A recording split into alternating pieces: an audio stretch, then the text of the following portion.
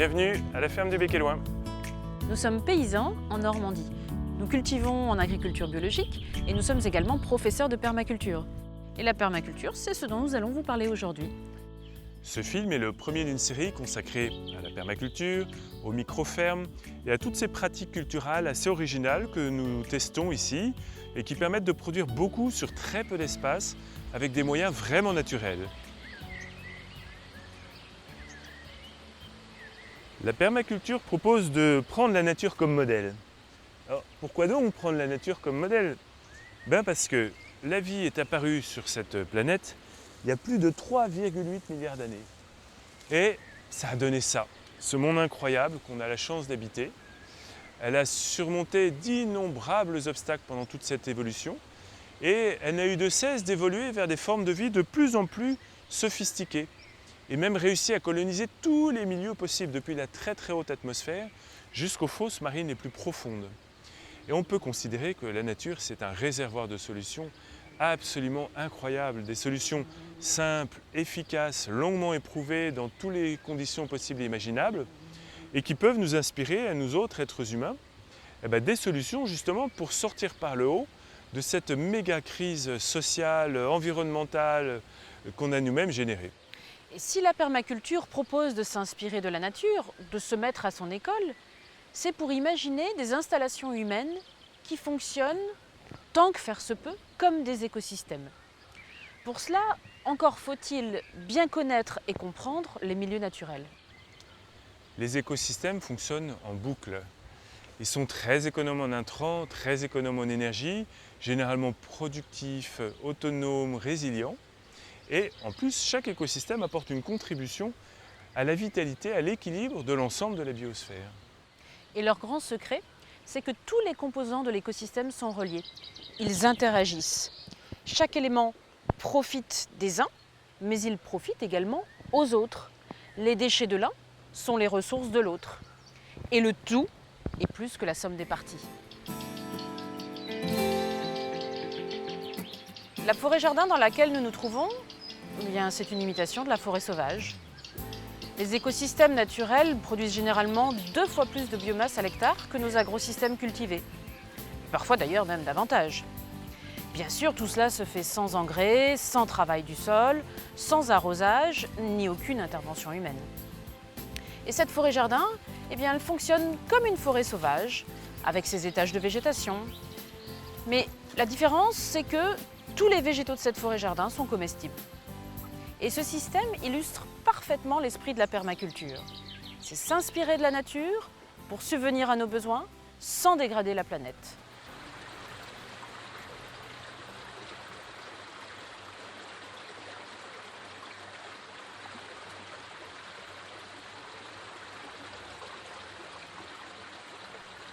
Ce qui fait la richesse d'un écosystème naturel, c'est sa biodiversité, bien évidemment. Mais c'est tout autant le réseau de connexion extrêmement dense qui relie tous les composants du système. Et ça permet que chaque fonction importante au sein de cet écosystème soit remplie par plusieurs éléments. Et chaque élément remplit généralement plusieurs fonctions. D'où une capacité de résister aux crises comme les aléas climatiques. Plus la biodiversité est grande, plus la résilience d'un milieu naturel est importante.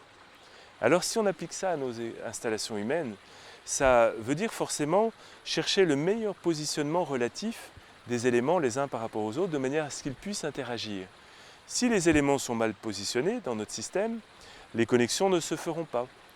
De ceci découle le fait que la permaculture soit avant tout une histoire de design. Design, c'est un mot qu'on aime beaucoup en permaculture, c'est un anglicisme qui veut dire dessin, conception. Le fondement de la permaculture, c'est de réfléchir intensément en amont à la conception de nos installations humaines. Et tout cet effort mis dans la conception va permettre d'avoir des installations qui, pendant toute leur durée de vie, vont être économes en énergie, en travail, en intrants, et plus autonomes, plus productives, et finalement plus durables, à l'image de la nature. De cette durabilité découle l'étymologie même du mot permaculture. Les deux fondateurs australiens de la permaculture, Bill Mollison et David Holmgren, ont forgé ce mot à partir de agriculture permanente. pour être vraiment exact, ça avait été forgé en 1911 par 2 agronomes américains, mais ils ont repris cette notion d'agriculture permanente. Et puis au bout de quelques années, ils ont réalisé que finalement, l'art de la permaculture allait bien au-delà des jardins et des fermes. Il pouvait s'appliquer potentiellement à toutes les installations humaines, comme les villes, les entreprises, les communautés et même des événements immatériels. Voilà ce qu'est la permaculture, c'est l'art d'imaginer une culture durable, une culture permanente.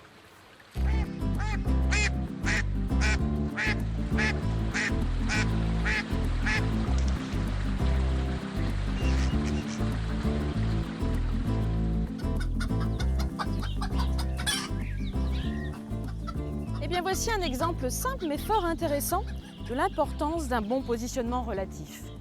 Le verger et les poules.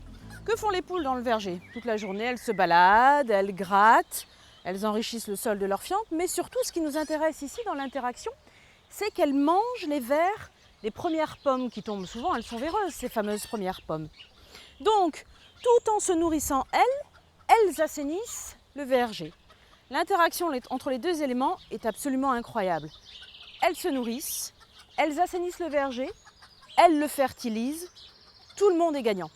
Mais bien évidemment, pour que ce fameux positionnement relatif et ces interactions soient réellement bénéfiques, encore faut-il que le poulailler soit à proximité du verger. Et c'est là qu'intervient l'importance d'un excellent design. Les poules, les poules, les poules, les poules, les poules. Les poules, les poules, les poules. Les poules, les poules, les poules. On peut aller encore plus loin dans les connexions et s'amuser un petit peu plus. Ici, par exemple, dans la Grande Serre, on a installé un poulailler. Alors, un poulailler dans une serre, c'est assez incongru, mais ça offre en fait tout un tas d'avantages. L'un des avantages, c'est qu'on a une fabrication de compost in situ. On n'a même plus à sortir les déchets végétaux de la serre. Nos petites poulettes, nous les compostent directement sur place.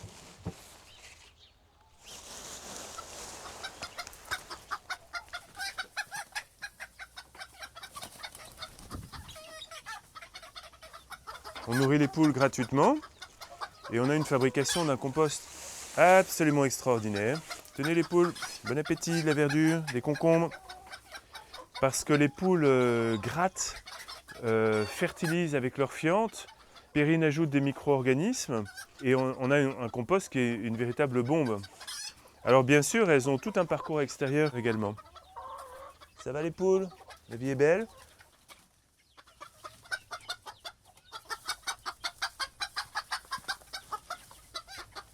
Et puis bien évidemment, elles nous donnent des œufs, mais c'est pas tout, il y a encore d'autres avantages. Un autre intérêt de notre fameux poulailler, c'est que la chaleur corporelle des animaux en hiver est intéressante pour contribuer à avoir un climat un petit peu plus agréable dans la serre. Alors vous allez me dire, les poules sont toutes petites, effectivement, mais on a prévu le poulailler suffisamment vaste pour pouvoir mettre des moutons ou des cochons ou voire les poneys les nuits froides d'hiver et ils contribuent à maintenir la serre hors gel. Là-haut, on a encore un étage de culture. Nous ne voulions surtout pas perdre de surface cultivée sous serre, parce que pour nous, la serre est quand même un élément important de notre dispositif. Et donc, on a aménagé des bacs ici plutôt pour démarrer nos jeunes plants. Avec un grand intérêt, c'est que la température monte, et en hiver, on a 5 degrés de plus de jour comme de nuit ici, ce qui permet de démarrer les plants de manière précoce, avec pas une goutte d'énergie fossile. Donc ces quelques degrés gagnés sont particulièrement intéressants.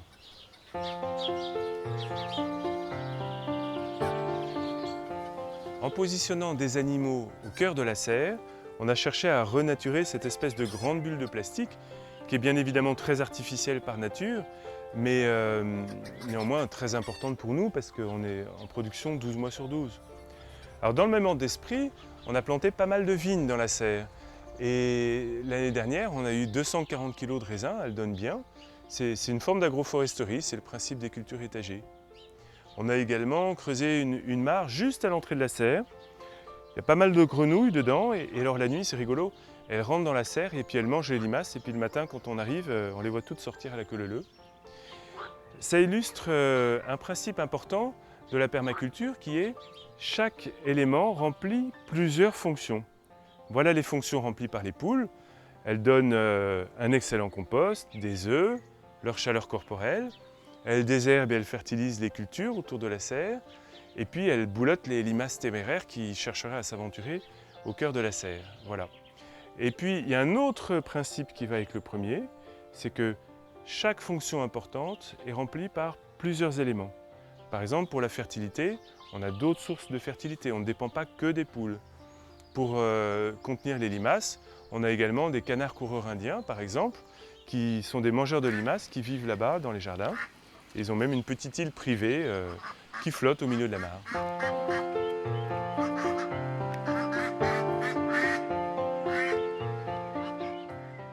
La permaculture, c'est beaucoup d'observation. C'est essentiel l'observation. En fait, on remplace les matières premières et les énergies fossiles par de l'intelligence, de la réflexion, de la créativité aussi. Le design, chaque design, c'est le fruit d'une patiente enquête, une minutieuse enquête sur le lieu, sur ses habitants et sur toutes les ressources disponibles, les contraintes également, les opportunités. C'est un processus évolutif, c'est jamais acquis, on le remet sur le métier et on cherche à tirer la quintessence du potentiel de chaque réalisation. Et tout cet effort de conception en amont va permettre d'obtenir pendant toute la durée de vie du système quelque chose de beaucoup plus autonome, durable. Finalement, devenir permaculteur, c'est se mettre à l'école de la nature, c'est en comprendre le fonctionnement. Les principes de la permaculture sont simples, hein. D'ailleurs, souvent, des gens viennent me voir et me dire « Ah, mais moi je faisais de la permaculture, je ne le savais pas ». Tout simplement parce que c'est du bon sens. Mais ces principes-là, ils sont très efficaces. Vous pourriez vous imaginer cette permaculture comme une boîte à outils qui, au quotidien, va vous donner les outils et les moyens pour recréer, imaginer la vie à laquelle vous aspirez.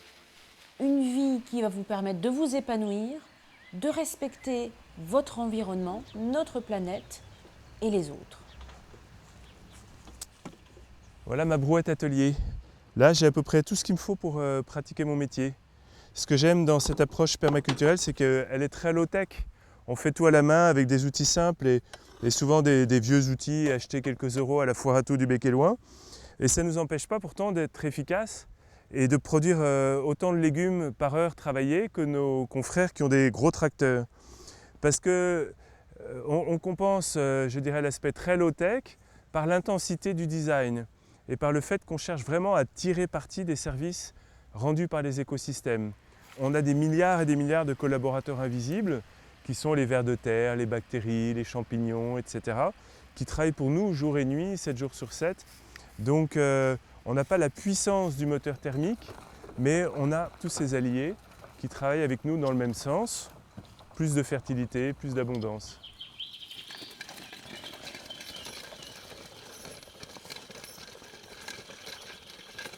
La permaculture, finalement, marque une rupture profonde avec la société de consommation. L'homme moderne, si l'on y réfléchit bien, a cessé d'artificialiser la nature, remplaçant systématiquement le vivant par des technologies. Avec les résultats que l'on sait. En quelques décennies, les grands équilibres de la planète ont été littéralement bouleversés. Et aujourd'hui, nous autres occidentaux, on consomme 3 planètes. C'est-à-dire que notre empreinte écologique est de 3 planètes. Donc, comme on n'en a qu'une, il devient très urgent de diminuer rapidement notre empreinte écologique, de diviser par 3 notre empreinte écologique.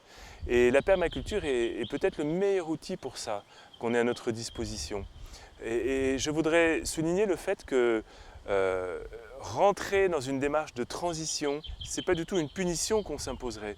C'est quelque chose, au contraire, un processus libérateur, heureux, voilà, et qui rend la vie belle. Et j'insiste là-dessus parce que moi, j'adore cette idée de rentrer en transition. Et en fait, en quelque sorte, la permaculture, c'est comme un nouveau logiciel qui nous permet d'inventer le monde de demain. Alors, ça n'est pas un cumul d'outils, de savoir-faire et autres. Non, c'est vraiment un système global, conceptuel. Inventons le monde de demain dans sa globalité. Et cette globalité, elle intègre tout ce qu'on connaît déjà, toutes les pratiques vertueuses qui sont déjà en train d'être mises en place. On peut penser à l'agriculture biologique, aux énergies renouvelables, à l'éco-construction. On peut même parler d'économie, les systèmes d'échange libre, l'économie circulaire, l'économie sociale et solidaire. Et ça va même jusqu'aux relations entre êtres humains. Et on peut parler là de la communication non violente, par exemple. Et nous-mêmes, on a longtemps cherché notre juste place, la meilleure manière d'habiter la Terre. Une manière qui soit équitable, juste à la fois pour nous, pour les générations à venir, et puis pour toutes les plantes, tous les animaux, jusqu'aux petits vers de terre. Et quand on a rencontré la permaculture, waouh, c'est comme si tous les morceaux du puzzle s'assemblaient et on trouvait une cohérence merveilleuse qu'on n'avait jamais atteint auparavant. Et ce qui nous a beaucoup inspiré, c'est que Bill Mollison et David Holmgren, les pères fondateurs de la permaculture, ont posé une éthique très claire et très forte. Ils ont dit que cette permaculture, elle se basait autour de 3 principes. Prendre soin de la terre, prendre soin des hommes et partager équitablement. Et véritablement, cela nous a inspirés tout au long de notre cheminement. J'espère que ce sera le cas pour vous également. Dans le prochain film, on vous invite à une balade dans la ferme et on vous expliquera comment on a cherché à y appliquer les principes de la permaculture. Au revoir. À bientôt et prenez soin de vous et de la terre.